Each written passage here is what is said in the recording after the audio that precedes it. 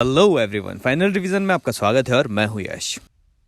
आज की वीडियो से हम इंटरनल सिक्योरिटी की शुरुआत कर रहे हैं, आंतरिक सुरक्षा की। इसमें सबसे पहला टॉपिक लेंगे नक्सलवाद। इसमें जानेंगे कि कैसे डेवलपमेंट या विकास उग्रवादी विचारधारा या नक्सलवाद से संबंधित है। चलिए लेक्चर स्टार्ट करते हैं। बात करते हैं डेवलपमेंट के बारे में। ये एक बहुपक्षीय विषय है जिसमें आर्थिक विकास के साथ साथ शिक्षा, स्वास्थ्य सेवाओं का स्तर, समाज में महिलाओं की स्थिति, पोषण और आवास की उपलब्धता, वस्तुओं और सेवाओं तक लोगों की पहुंच आदि को शामिल किया जाता है। अब इंडिया में बहुत सारे राज्य हैं जिनमें अलग अलग रूप में सामाजिक और आर्थिक विकास हुए हैं। इसमें भी गरीबी, भुखमरी, आवास संबंधी समस्याएं हैं। वहीं बेरोजगारी भी बड़ी समस्या है और जनसंख्या वृद्धि ने मांग और आपूर्ति के जो चक्र है उसको भी प्रभावित किया है। अब इस विकास के लाभों के असमान वितरण या अलग अलग तरह से जो डेवलपमेंट हुआ है उसने वंचना के भाव को जन्म दे दिया है। मतलब अब यहाँ पे वंचित और बहिष्कृत वर्ग यहाँ उपस्थित व्यवस्था में ही विश्वास करना छोड़ रहे हैं। अब देखिए, कोई भी व्यक्ति या समुदाय किसी व्यवस्था को अपना तभी मानता है जब उसे विश्वास हो कि उसकी बुनियादी आवश्यकताएं, उसके मौलिक अधिकार, उसकी सभ्यता और संस्कृति आदि के प्रति सरकार संवेदनशील है और उन्हें सामाजिक आर्थिक न्याय प्रदान किया जाएगा। अब इसके लिए सरकार ने 1990 के दशक में एलपीजी रिफॉर्म भी लाए थे जिसमें आर्थिक विकास के लक्ष्य को प्राप्त करना था। लेकिन इस व्यवस्था में भी बिचौलियों की उपस्थिति, मुनाफाखोरी की प्रवृत्ति आदि के उपस्थित होने से आधारभूत स्तर या ग्रामीण स्तर पर खासकर आदिवासी क्षेत्रों में या पिछड़े क्षेत्रों में आम जनता के शोषण के कई साधन उपस्थित थे। इसलिए इन क्षेत्रों में जो बेरोजगारी थी, असमान विकास हुआ था, उसी ने सामाजिक आर्थिक असंतुलन पैदा किया जिससे अलगाववाद और अलग व्यवस्था के पक्षधर लोगों को बढ़ावा मिला और यह उग्रवाद के रूप में सामने आया। आगे जानते हैं उग्रवाद या एक्सट्रीमिज्म के बारे में। भारतीय लोकतांत्रिक व्यवस्था में वे व्यक्ति या समूह जो लोकतंत्र की जगह एक ऐसी व्यवस्था के पक्षधर होते हैं जो संवैधानिक व्यवस्थाओं को महत्व न देते हुए हिंसक गतिविधियों का उपयोग कर अपना वर्चस्व स्थापित करते हैं, यही उग्रवादी कहलाते हैं और इनकी विचारधारा ही उग्रवाद है।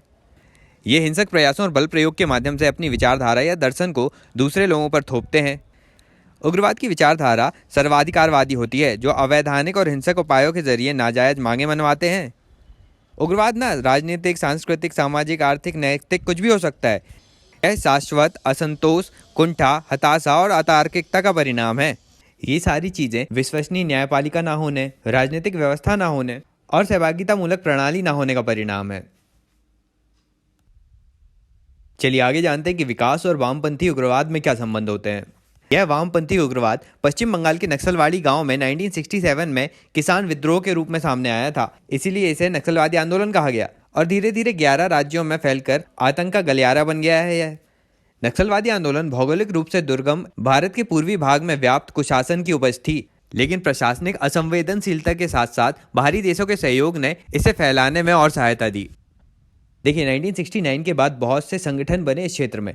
1969 में कन्हई चटर्जी ने दक्षिण देश नामक समूह बनाया। 69-68 में Indian coordination committee for communist revolutionaries बना।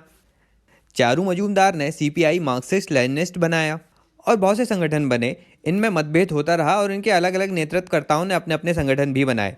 इसीलिए पिछले 3 दशकों में वामपंथी उग्रवादी आंदोलन गुटबंदी का शिकार हुआ।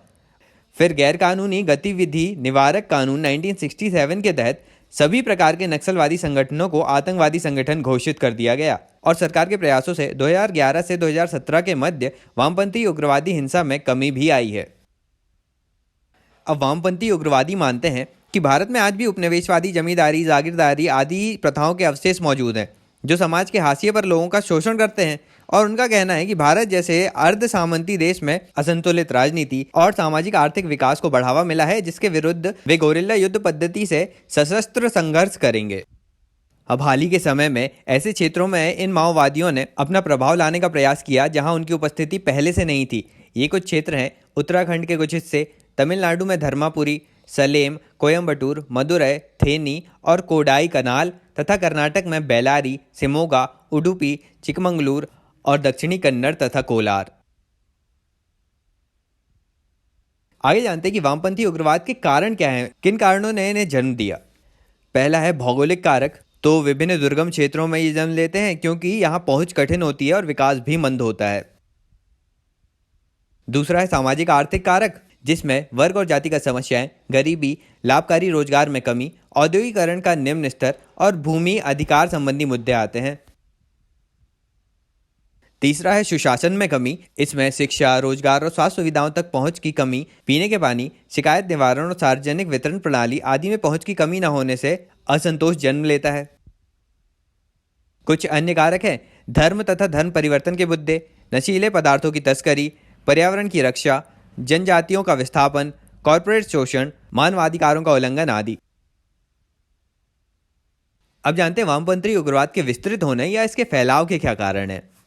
पहला है संघर्ष का नए क्षेत्रों में विस्तार। इसमें जब भी सशस्त्र बलों द्वारा इन पर कार्यवाही की जाती है तो ये दूसरे राज्यों या क्षेत्रों में जाकर छिप जाते हैं और वहां भी अपने संगठन बनाकर प्रभाव डालते हैं।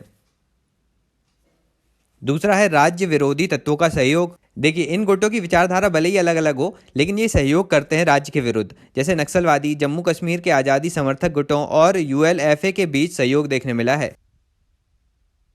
फिर तीसरा कारण है अंतर्राष्ट्रीय सहयोग का मिलना। अब इसमें भारतीय नक्सलवाद को अंतर्राष्ट्रीय माओवादी संगठन वित्तीय और वैचारिक सहयोग दे रहा है। चलिए अब आगे देखते हैं कि डेवलपमेंट की कुछ नीतियों ने वामपंथी उग्रवाद को कैसे प्रभावित किया। देखिए, नक्सलवाद, अपराध के बढ़ते मामले, आतंकवाद, ये सभी सामाजिक आर्थिक पिछड़ेपन से तो जुड़े ही हैं, लेकिन सरकार की कुछ नीतियां भी उत्तरदायी हैं। जैसे भूमि सुधार नीति का कई क्षेत्रों में सफल ना हो पाना, जिससे किसान आंदोलन बढ़े। फिर 1980 के दशक के विकास परियोजनाओं के तहत जनजातियों को अपने भूमि से बेदखल कर दिया जाता था, इसके कारण भी बढ़ा। फिर आगे अधिग्रहण के द्वारा संसाधन संपन्न क्षेत्रों में खनन कार्य शुरू हुए। इसमें भी जनजातियों और आदिवासियों के अधिकार छिन गए और उन्हें विस्थापित होना पड़ा। 1980 में लागू वन सुरक्षा कानून देश में प्राकृतिक संसाधनों के शोषण को बचाने का प्रयास था, जिसमें वन सुरक्षा के तहत वनीय क्षेत्रों को सुरक्षित वन के रूप में बांटा गया। इसी के चलते वहां पे बहुत सी जनजातियों को विस्थापित भी होना पड़ा और ऐसे जनजाति लोग भी प्रभावित हुए जिनका भरण पोषण जंगल के ही साधनों से होता था। फिर आगे वर्ष 2008 में एक संशोधन द्वारा जनजातियों के अधिकारों को वन कानून और वन उत्पाद में शामिल किया गया, लेकिन सरकार के इस प्रयास ने जनजातियों के असंतोष को कम नहीं किया। देखिए, विकास के इन कार्यों में जनजातीय क्षेत्रों के विस्थापन, संसाधन संपन्न क्षेत्रों में खनन कार्य आदि के चलते जनजातियों और गैर जनजातियों के बीच विभाजन और बढ़ गया है और जनजातीय गरीबी में भी कोई विशेष अंतर नहीं आया। और यही नीतियां एक बड़ा कारण है उग्रवादी विचारधाराओं को प्रेरित करने के लिए।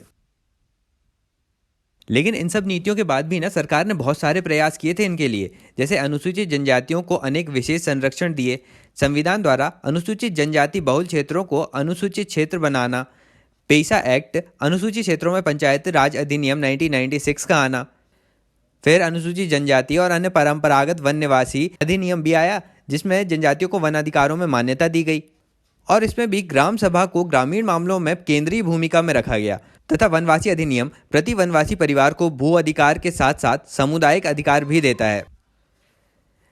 लेकिन सरकार के इन सब प्रयासों के बावजूद भी इनकी स्थिति दयनीय है, क्योंकि इन कानूनों का सही क्रियान्वयन ही नहीं हुआ। जैसे 5वीं अनुसूची के तहत जनजातीय क्षेत्रों में पट्टे खनन के लिए जारी नहीं किए जा सकते, लेकिन आमतौर पर इनका उल्लंघन होता है। फिर राज्यों के अधिकार 5वीं अनुसूची के प्रावधानों के अनुरूप नहीं होना भी एक कारण है और ग्राम सभा प्रशासन की अनदेखी कर सामान्य प्रशासन को थोपना भी आदिवासी कोष से आदिवासियों को वंचित करता है। अब इसमें जनजाति सलाहकार परिषदों की असक्रिय स्थिति भी है और कई जगह पर राज्य पंचायती अधिनियमों का पेशा के अनुरूप संशोधन भी नहीं किया गया है। इसमें सत्ताधारी दल पेशा कानून की मूल भावनाओं के अनुरूप कार्य नहीं करता और यही क्रियान्वयन की समस्या के कारण इनकी स्थिति और गंभीर होती जा रही है। मतलब हमें एग्जीक्यूशन पर ध्यान देने की जरूरत है। अब अगले टॉपिक में अर्बन नक्सलिज्म या शहरी नक्सलवाद की बात करते हैं। यह अवधारणा 2004 में सामने आई। 2004 में लगभग 40 नक्सलवादी गुटों के एक साथ मिलने के बाद communist party of India Maoist का गठन हुआ। इस संगठन ने 2 दस्तावेज जारी किए। इसमें the strategic and tactics of Indian revolution in 2004 और दूसरा था अर्बन पर्सपेक्टिव और works in urban areas in 2007।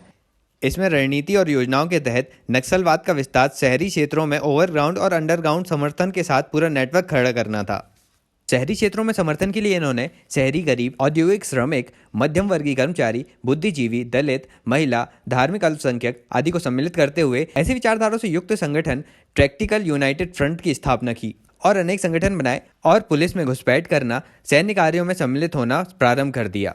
ऐसे संगठन मुंबई, कोलकाता, नागपुर, दिल्ली, पुणे, हैदराबाद और विशाखापट्टनम जैसे शहरों में सक्रिय हैं। इसी संदर्भ में महाराष्ट्र पुलिस ने 2018 में भीमा कोरेगांव हिंसा में 5 लोगों को गिरफ्तार किया था, जिनका संबंध माओवादी गुटों से था। अब देखिए, ये शहरी नक्सलवाद को कम करने के लिए पुलिस कार्यवाही तो की जा सकती है, लेकिन बिना पुष्टि के किसी को गिरफ्तार करना सामाजिक स्वतंत्रता और मौलिक अधिकारों के कमजोर होने की तरफ संकेत भी करता है, जिससे मी टू अर्बन नक्सल नामक अभियान भी सामने देखने मिलता है, जिसमें इन गिरफ्तारियों के विरुद्ध कुछ लोग खड़े हो जाते हैं। यही कारण था कि 2013 में मनमोहन सरकार ने सुप्रीम कोर्ट को एफिडेविट देकर कहा था कि अर्बन नक्सल और उनके समर्थक जंगलों में विद्यमान नक्सलवादियों से भी ज्यादा खतरनाक हैं, क्योंकि ये मानवाधिकार और सामाजिक स्वतंत्रता की आड़ में अपने कार्य का संचालन करते रहते हैं। फिर इससे पहले 2012 में यूपीए सरकार ने नक्सलियों की 128 संस्थाओं के विरुद्ध कार्यवाही के आदेश भी दिए थे। अब देखिए, ये भी देखने मिला है कि शहरी क्षेत्रों में ये लोग डायरेक्ट हमले नहीं करते, लेकिन कुछ हमलों में सहायक भी होते हैं, और इसका खामियाजा उन्हें खुद भी भुगतना पड़ा है। इनके कई नेताओं जैसे कोबाद गांधी, नारायण सान्याल, अमिताभ बागची आदि को शहरी ठिकानों से ही गिरफ्तार कर लिया गया है। लेकिन अब देखिए, शहरी नक्सलवाद को निपटाने का गिरफ्तारी ही एकमात्र सॉल्यूशन नहीं है। इसके लिए सरकार के द्वारा ठोस, व्यवस्थित और दीर्घकालिक रणनीति पर अमल करना बेहतर होगा। तो ये बातें थी शहरी नक्सलवाद के बारे में। चलिए, अब उग्रवाद से प्रभावित क्षेत्रों के विकास से संबंधित चुनौतियों के आकलन के लिए योजना आयोग ने 2006 में एक विशेषज्ञ समूह का गठन किया था। उसकी रिपोर्ट 2008 में सामने आई। इस रिपोर्ट के कुछ आंकड़े मेंस के लिए याद रखिएगा। रिपोर्ट के अनुसार भारत में 58% श्रम बल कृषि और उससे संबंधित कार्यों में संलग्न है। भारत में भूमि और जीविकोपार्जन के मध्य गहरा संबंध है। अब उग्रवाद प्रभावित क्षेत्रों में विकास के नाम पर बड़े औद्योगिक संयंत्रों को लगाने के लिए भूमि का अधिग्रहण किया गया, विक्रय भी किया गया। ऐसे में आदिवासियों का विस्थापन भी हुआ और उनके सामुदायिक, सांस्कृतिक और जीविकोपार्जन के बहुत से क्षेत्र प्रभावित भी हुए। इसी ने उन लोगों को असंतुष्ट किया। 2008 की यह रिपोर्ट कहती है कि नक्सली आंदोलन के मुख्य समर्थक अनुसूचित जाति या दलित, आदिवासी और महिला वर्ग आदि हैं। भारत की जनसंख्या में इनका योगदान 16% और 8% है। इनमें अधिकांश दलित और आदिवासी ग्रामीण क्षेत्र में निवास करते हैं और उच्च स्तरीय ग्रामीण निर्धनता के कारण वे अवैधानिक कार्यों को अपनाने के लिए विवश होते हैं। अब इसमें भी बिहार, उड़ीसा, मध्य प्रदेश, उत्तर प्रदेश, पश्चिम बंगाल आदि में उच्च स्तरीय ग्रामीण निर्धनता व्याप्त है। ये राज्य रेड कॉरिडोर के दायरे में आते हैं। 55.8% जनजाति लोग यहीं निवास करते हैं।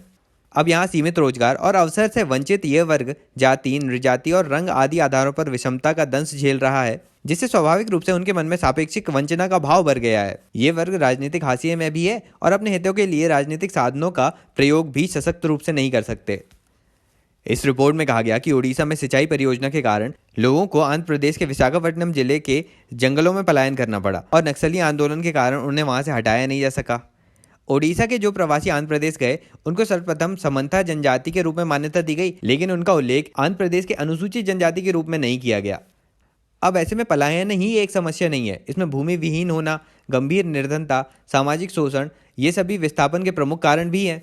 इसमें रिपोर्ट में एग्जाम्पल है कि छत्तीसगढ़ की भूमिहीन मुरिया और गोथी कोया जनजाति लंबे समय से अपना राज्य छोड़कर आंध्र प्रदेश के खम्बम जिले में नक्सलियों की सहायता से भूमि की खोज में भटक रहे हैं, लेकिन अभी भी आंध्र प्रदेश ने मुरिया और गोथी कोया जनजाति को अनुसूचित जनजाति का दर्जा नहीं दिया है। अब रिपोर्ट में इन सब समस्याओं का समाधान समावेशी विकास के माध्यम से संतुलित रणनीति अपनाकर करने को कहा है। इस प्रकार यह योजना आयोग की 2008 की रिपोर्ट असंतुलित विकास जनित उग्रवाद के अन्य विविध आयामों और प्रभावों को स्पष्ट करती है। अब जानते हैं कि वामपंथी उग्रवाद को समाप्त करने के लिए कौन कौन से कदम उठाए गए हैं। पहला है विकास या डेवलपमेंट। इसमें डेवलपमेंट से रिलेटेड बहुत से कार्य सामाजिक आर्थिक रूप से पिछड़े लोगों और उनके क्षेत्रों के लिए किए गए, जिसमें प्रधानमंत्री ग्राम सड़क योजना, मनरेगा, राष्ट्रीय ग्रामीण स्वास्थ्य मिशन, सर्व शिक्षा अभियान, राष्ट्रीय ग्रामीण पेयजल कार्यक्रम, राजीव गांधी ग्रामीण विद्युतीकरण योजना आदि प्रमुख हैं। इसके अलावा 82 आदिवासी और पिछड़े जिलों में तेजी से विकास के लिए एकीकृत कार्य योजना का भी कार्यान्वयन किया जा रहा है। अगला प्रयास स्थानीय समुदायों के अधिकारों को सुनिश्चित करके किया गया। इसमें पेसा एक्ट 1996 उल्लेखनीय है। वहीं अनुसूचित जनजाति और अन्य परंपरागत वन निवासी अधिनियम 2006 भी उल्लेखनीय है। अगले प्रयास में शासन व्यवस्था में सुधार किया गया, जिसमें ई गवर्नेंस प्रणाली को भी कारगर बनाया गया और सूचना का अधिकार अधिनियम 2005 भी लाया गया, ताकि कार्यवाहियों में पारदर्शिता लाई जा सके। अगला प्रयास था सुरक्षा के क्षेत्र में। यहाँ विभिन्न राज्यों में केंद्रीय सशस्त्र पुलिस बल CPF की बटालियन तैनात की गई। साथ ही कोबरा बटालियन, जो केंद्रीय रिजर्व पुलिस बल का ही एक भाग है, इसे विद्रोह रोधी और जंगल युद्ध कार्यवाहियों के लिए नियुक्त किया गया। फिर सरकार द्वारा नक्सलवादियों के समर्पण और पुनर्वास की नीति के अनुरूप आत्मसमर्पण करने वाले उग्रवादी कैडरों के लिए विशेष कोष, सामुदायिक पुलिस व्यवस्था और ग्राम रक्षा समितियों की भी व्यवस्था की गई। फिर उग्रवादी जिलों में सुरक्षित पुलिस स्टेशन, विशेष अवसंरचना संबंधी योजनाएं, सड़क उन्नयन और हैंडपंपों का भी निर्माण किया गया। इनके अलावा केंद्र द्वारा विभिन्न प्रयासों में सामंजस्य के कार्य भी किए जाते थे। आगे अनुसूचित जाति, जनजाति और दुर्बल वर्गों के लिए सभी प्रकार के ऋण आवश्यकताओं को पूरा करने के लिए भारत सरकार द्वारा वृहद क्षेत्र बहुउद्देशीय सहकारी समिति और प्राथमिक कृषि सहकारी समिति का पुनरुद्धार और पुनर्संरचना भी की गई। आगे योजना आयोग ने अपनी रिपोर्ट में भी कहा था कि भूमिहीन निर्धनों के लिए दीर्घकालिक ऋण का विशेष प्रावधान किया जाना चाहिए। आयोग का कहना है कि आर्टिकल 323B के तहत सीलिंग मामलों के त्वरित निस्तारण के लिए भूमि अधिकरणों और फास्ट ट्रैक न्यायालयों का भी गठन किया जाना चाहिए। फिर आगे एक बड़ा कार्य था नक्सल प्रभावित जिलों में रोशनी नामक योजना। ये 2013 में ग्रामीण विकास मंत्री द्वारा देश के वामपंथी उग्रवाद में 24 अति प्रभावित जिलों में ग्रामीण युवाओं के लिए रोशनी नामक नई कौशल योजना शुरू की गई। इसमें ग्रामीण युवाओं को प्रशिक्षित कर उन्हें दक्ष बनाकर 50,000 युवाओं को रोजगार के अवसर प्रदान करना उद्देश्य था। योजना में वित्तीय भागीदारी 75:25 की थी और इस योजना में 18 से 35 आयु वर्ग के लोगों को रोजगार की आवश्यकताओं के अनुरूप कौशल प्रशिक्षण दिया जाएगा। आगे इन क्षेत्रों में सुरक्षा संबंधी प्रयासों में ग्रे हाउंड फोर्स 1989 में आंध्र प्रदेश के भारतीय पुलिस सेवा के अधिकारी KS व्यास के प्रयत्नों से प्रारंभ की गई। इनके कार्यों से प्रभावित होकर इसका विस्तार पूरे देश में हुआ। इसमें लगभग 3,000 सुरक्षाकर्मी हैं जिनकी ट्रेनिंग NSG कमांडो के समान होती है। फिर आगे commando battalion for resolution action या कोबरा बटालियन का भी निर्माण 2008 में CRPF के एक विशेष प्रशिक्षित दल के रूप में किया गया। फिर इस संदर्भ में ऑपरेशन प्रहार भी न्यूज़ में होता है, जिसमें छत्तीसगढ़ के विभिन्न क्षेत्रों में नक्सलवादियों के विरुद्ध कार्यवाही की गई। इसमें भारतीय वायुसेना की एंटी नक्सल टास्क फोर्स ने भी सैनिक परिवहन की भूमिका निभाई। लेकिन इन सुरक्षा उपायों के अलावा एकीकृत कार्यवाही योजना, इन क्षेत्रों में सड़कों का विकास करना और GIS मैपिंग आदि के माध्यम से भी कई प्रयास किए गए हैं। चलिए अब इसमें एक समाधान सिद्धांत की बात करते हैं। देखिए 2012 से कंटिन्यू नक्सली हिंसा में कमी देखी जा रही थी। इसी के चलते सरकार ने लाल गलियारे क्षेत्र में कमी लाने का निर्णय लिया। लेकिन तभी 11 मार्च 2017 में नक्सली हमले में सुकमा में 12 CRPF जवान शहीद हो गए। 24 अप्रैल 2017 में सुकमा छत्तीसगढ़ में 25 CRPF जवान शहीद हुए। इन हमलों से नक्सलियों ने फिर से आंतरिक सुरक्षा के समक्ष चुनौती पेश कर दी और सरकार को मजबूत कदम उठाने पर विवश होना पड़ा। इसके लिए सरकार ने समाधान रणनीति को अपनाया। इसके अक्षर से ही यह रणनीति समझ आती है। इसमें S का मतलब है स्मार्ट लीडरशिप, जिसमें वामपंथी उग्रवाद से निपटने के लिए परिकल्पना, लक्ष्य, संयम, आत्मविश्वास जैसे गुणों से परिपूर्ण नेतृत्व की आवश्यकता है। फिर A फॉर एग्रेसिव स्ट्रेटेजी, इसमें नक्सलवादियों के विरुद्ध आक्रामक रणनीति अपनाई गई। इसमें 2016 में 2015 की अपेक्षा 150% अधिक नक्सली मारे गए और 47% अधिक गिरफ्तारी और समर्पण में वृद्धि भी हुई। आगे M for motivation and training, इसमें वामपंथी उग्रवादियों के विरुद्ध सफलता के लिए सही नजरिया, सही रणनीति, उपलब्ध संसाधनों का कुशल उपयोग, दुश्मन की शक्ति और कमजोरी का ज्ञान, अपने सुरक्षा बलों के प्रशिक्षण और उनकी सुविधा और साधनों की व्यवस्था भी की गई। आगे A फॉर एक्शनेबल इंटेलिजेंस, इसमें स्थानीय जनता के साथ अच्छा नेटवर्क विकसित किया गया। फिर आगे D फॉर डैशबोर्ड बेस की परफॉर्मेंस इंडिकेटर एंड की रिजल्ट एरियाज, इसमें पुलिस और केंद्रीय बलों के प्रमुख प्रदर्शन संकेतकों और प्रमुख परिणाम क्षेत्र का निर्धारण किया जाना था, जिसमें यूनिट की तैयारी, उसके कार्य निष्पादन और नियमित प्रगति की समीक्षा हो सके और प्रत्येक जवान की व्यक्तिगत क्षमताओं का आकलन हो सके। आगे H फॉर हार्नेसिंग टेक्नोलॉजी, इसमें मॉडर्न टेक्नोलॉजी के तहत कैमरे, GPS tracking, hand held thermal imaging, radar, satellite imaging आदि का ज़्यादा से ज़्यादा उपयोग किया गया। फिर आगे A for action plan for each theatre, इसमें अनेक मोर्चों पर लड़ने और प्रत्येक मोर्चों पर अलग अलग कार्यवाही की योजना बनाने की आवश्यकता है। N for no access to finance, इसमें वामपंथी उग्रवाद के वित्त पोषण में अवरोध पैदा करना इस लड़ाई का सबसे आधारभूत मंत्र है। तो ये था समाधान सिद्धांत। अब आगे कुछ सुझाव देख लेते हैं कि किस तरह से हम उग्रवाद का अंत कर सकते हैं। पहला तो यहाँ मूलभूत आवश्यकताओं की सुविधाएं उपलब्ध कराएं, शिक्षा, सड़क, पेयजल, स्वास्थ्य आदि की व्यवस्था की जाए।